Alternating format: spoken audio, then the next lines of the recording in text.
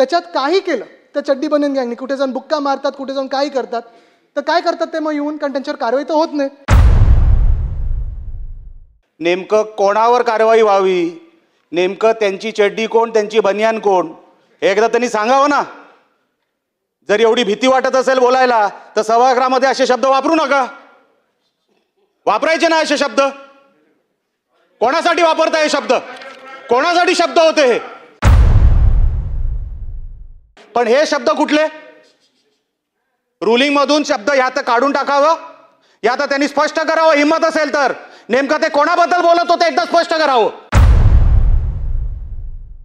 अध्यक्ष महोदय, जे मी सांगितलं ह्या सगळ्या गोष्टी आम्ही मांडत आलेलो आहे.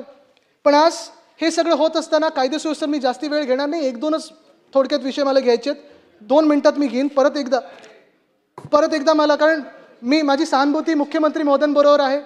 त्यांचं युती धर्म त्यांना पाळणं गरजेचं आहे. त्यांचं मी पहिलंच सांगितलं होतं की अभिनंदन करायचं ते ह्या गोष्टीसाठी करायचं की ज्या लोकांसोबत ते बसलेत, जे बाकीच्या गटांमध्ये आहेत, चड्डी बनियन गँग, ते काय करतात त्याच्यात एक गोष्टी आहे. ते एक गोष्ट आहे त्याच्यात काही केलं त्या चड्डी बनियन गँगनी, कुठे जाऊन बुक्का मारतात, कुठे जाऊन काही करतात, तर काय करतात ते मग येऊन, कारण त्यांच्यावर कारवाई तर होत नाही. ते काय बोलतात, मुख्यमंत्री महोदयांना येऊन सांगतात की पहली गल है की सारी गलती मेरी नहीं. काय बोलतात ते की पहली गल है की सारी गलती मेरी नहीं, चल जी है वी तो क्या मैं तेरी नहीं. आणि मग मुख्यमंत्री कारवाई करू शकत नाहीत. तर मी मुख्यमंत्र्यांचं कौतुक ह्याच्यासाठी करतो की त्यांनी खूप सहनशीलता दाखवलेली आहे.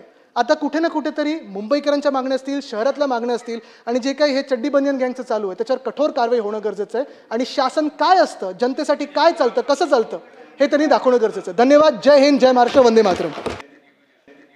नेमकं कोणावर कारवाई व्हावी, नेमकं त्यांची चड्डी कोण, त्यांची बनियान कोण, हे एकदा त्यांनी सांगावं ना. जर एवढी भीती वाटत असेल बोलायला तर सभागृहामध्ये असे शब्द वापरू नका.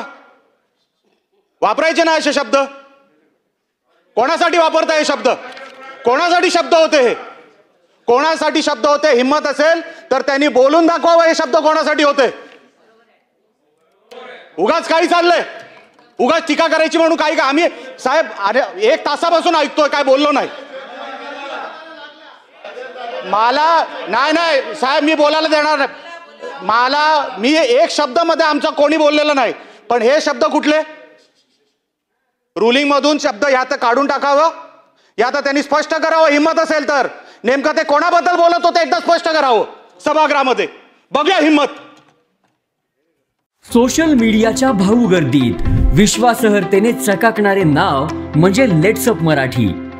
सगळ्यांना, सगळ्या नागरिकांना ती स्पीच, ती लेट्सअप वरील मुलाखती म्हणजे विचारांचा खजिना. त्यानंतरच्या निवडणुकीमध्ये मला सोडून गेले. बातम्या केवळ वस्तुस्थिती सांगणाऱ्या, न प्रोपगंडा, फक्त जनतेचा अजेंडा. क्योंकि आने वाला कल जाने वाला है, जाने वाला कल आने वाला है. राजकारण, मनोरंजन असो की क्रीडा क्षेत्र, महाराष्ट्राची स्पंदने संवेदनशीलतेने टिपणारे माध्यम म्हणजे लेट्सअप मराठी. जगासोबत एक पाऊल पुढे राहण्यासाठी लेट्सअपचे ॲप, सोशल मीडिया आणि वेबसाईट सोबत कनेक्टेड रहा.